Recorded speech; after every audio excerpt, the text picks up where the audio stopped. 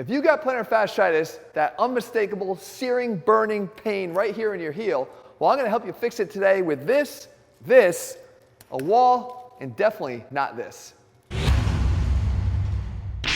What's up, guys? Jeff Cavalier, ATHLEAN-X.com. So today, we're fixing that plantar fascia of yours by, guess what? Not really addressing your plantar fascia, because it's not the problem. As a matter of fact, it's just the symptom, but the root cause of what's making yours inflamed right now is coming from something else, and I'm going to show you exactly what it is. So this little piece of tissue, the plantar fascia, sits on the bottom of your foot. Its job is just basically to connect from the heel towards your toes and provide a little bit of support. A little bit of support for your arch, especially in standing. But when you go to actually move, walk or run, you cannot be asking this piece of tissue to be the main support for your foot, or you're gonna lead to the same problem you've got right now while you're on this video, because you're asking it to do way too much more than it can handle, especially if you're overweight. But it is a good idea to start focusing on what the heel is doing, because that is where the problem starts. When your foot makes contact with the ground, this heel actually has to turn out biomechanically to do it right.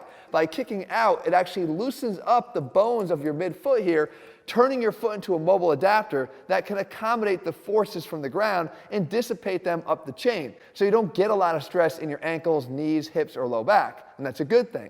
However, when your foot comes through and now has to push off to take the next step, you have to have the ability to get that heel turned inward.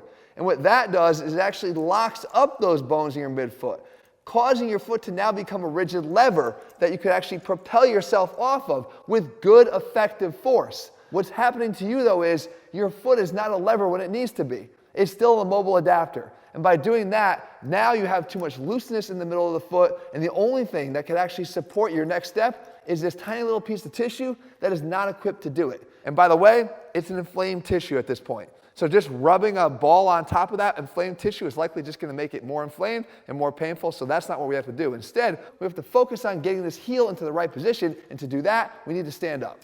So let me walk you over to the wall, because that's where we're going to solve our problems. But pay attention to the walk as I get over there, because this is, again, what's causing your problem.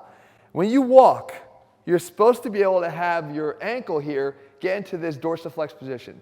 But if you have tight calves, you're not going to be able to get into this position, or at least not the way you should.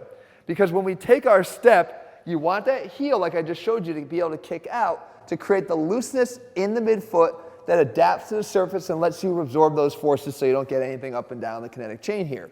But when I go to push off, that heel has to change that position. It needs to be able to invert to lock up that midfoot, create a good rigidity there that can propel you forward. That's what happens every single step you take. If, however, this heel is still kicked out, what's going to happen? It's still going to be loose in the midfoot, and by doing that, now you're going to ask this little piece of tissue to absorb all that propulsion force, and guess what it's going to do? It's just going to start tearing and pulling and causing spurs and all kinds of things that you don't want. So you need to know how to stretch your calves out, because you might think to yourself, oh, I know, I'm just going to do this. I've seen calf stretches before. Just let them hang off the edge of a stair or something like that, and I'm good to go. No, because you're not replicating the forces that you're undergoing when you're stepping, which is causing all that transmitted force to that one structure that can't handle it. So you do this, you go into a wall, okay? Now, if I want to stretch out this leg over here, you drop the foot back. And again, you're probably thinking, I've done this before. This doesn't really help. That's because this isn't enough either. Because what's the position of that heel when you're doing this stretch? Likely, as you're leaning in, it's actually caving down this way and kicking out. So you're in that mobile foot state when I need you to be in that rigid lever state. So how do we do that? We have to roll that ankle out a little bit, right? Just get into that heel, the outer portion of the heel. Right about here you want to lean into, okay? And then I just want to step in like that.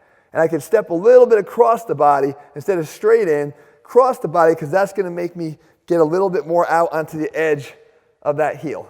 Okay, now I've got the foot in exactly the position that it needs to be in, training myself to get more flexibility through my calf in a good way that's replicating the thing that I don't have right now, exactly the thing that I'm missing that's causing all these steps, step after step after step, to transmit way too much force into that plantar fascia, causing the inflammation.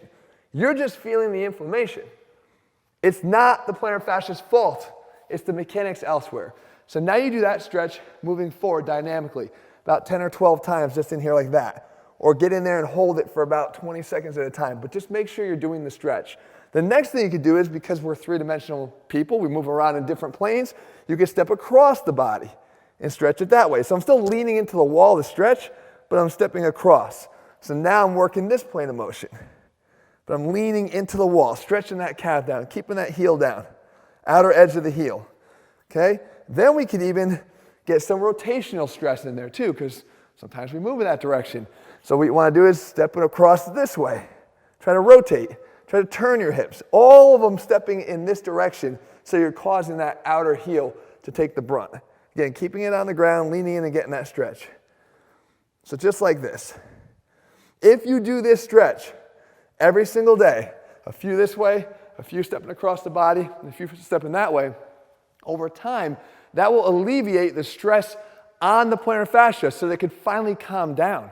You're trying to walk around every day, constantly re-inflaming it and causing a re-aggravation, and it never goes away. Trust me, I know how long this thing could stay. But if you start to stretch this, you get more mobility. Now you walk around, you're like, oh, this feels really good, okay? That's number one. One other thing to keep in mind, because our body is a kinetic chain, if you evaluate yourself and you're like, wow, my calves are really tight, you know right away that's your problem. So focus on that and you'll be good.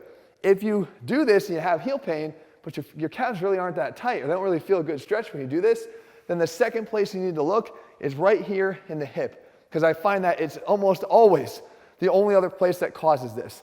And what happens here is you get a weakness in this one muscle called the glute medius. And what that does is it causes your hips to drop when you take a step. Your hips drop like this, okay? If this drops, what happens on the opposite side?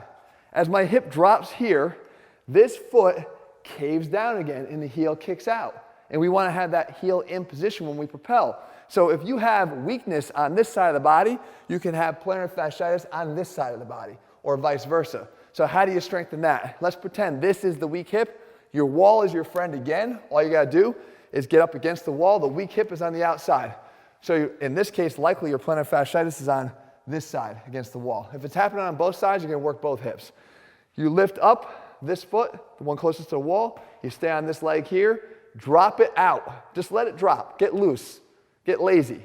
And then when you drive back, squeeze the muscles of the hip straight into the wall like that. Drop it out. Squeeze right from here, straight across. And it doesn't matter how much you're squatting or how much you deadlift. This is a different muscle and a different plane of motion. You need to strengthen this.